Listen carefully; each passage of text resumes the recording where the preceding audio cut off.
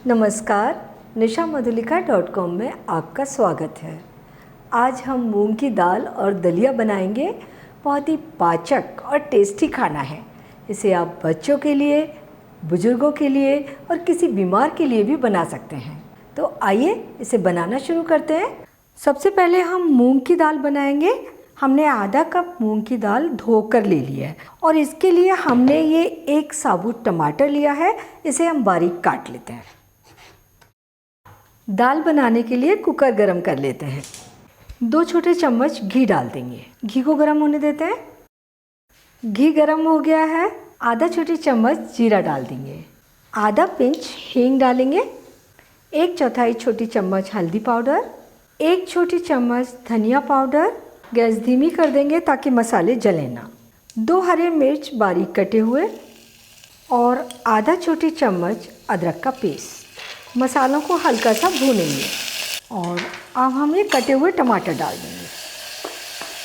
1/4 छोटी चम्मच लाल मिर्च पाउडर।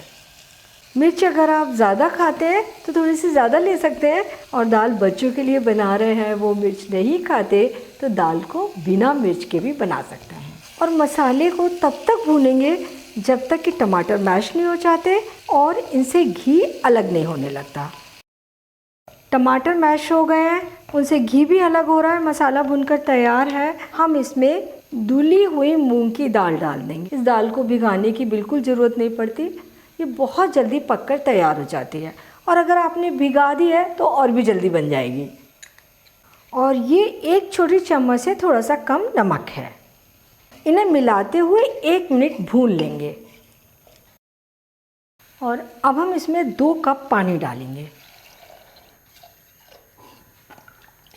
कुकर बंद कर देंगे और दाल को 1 सीटी आने तक पकने देंगे।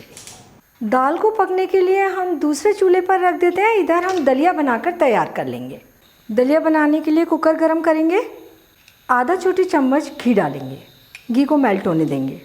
आधा कप दलिया हम इसमें डालेंगे और दलिया को लगातार चलाते हुए हल्का सा कलर चेंज होने तक और अच्छी से खुशबू आने तक भूनेंगे।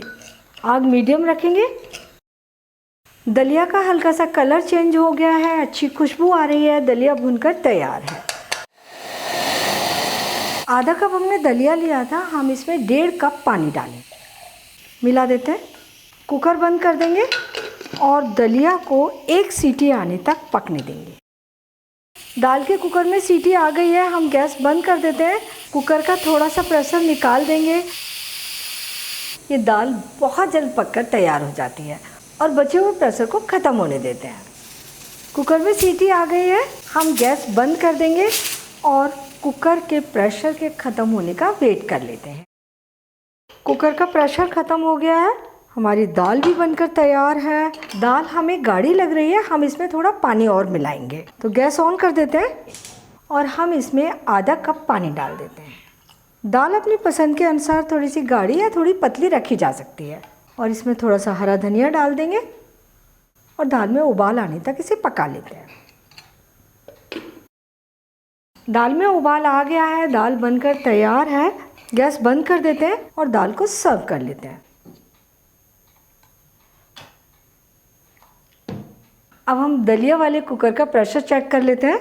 ये भी प्रेशर ख़त्म हो गया है, दलिया भी बनकर तैयार है। बहुत अच्छा खिला खिला दलिया बना है। हम घी पसंद करते हैं तो दाल के ऊपर थोड़ा सा घी डाल सकते हैं। घी से दाल का टेस्ट बहुत बढ़ जाता है। और थोड़े से जिंजर जूलियन डालकर दाल की गार्निश कर देते हैं। थोड़ा सा हरा धनिया डाल देते हैं। मूंग की दाल और दलिया सर्व करने के लिए तैयार हैं। इतने दाल दलिया 2 लोगों के लंच या डिनर के लिए पर्याप्त हैं। आप दाल चावल तो हमेशा ही बनाते हैं, इस बार आप मूंग की दाल दलिया बनाइए, आपको बहुत पसंद आएंगे। और अपने अनुभव nishammadhulika.com पर शेयर कीजिए।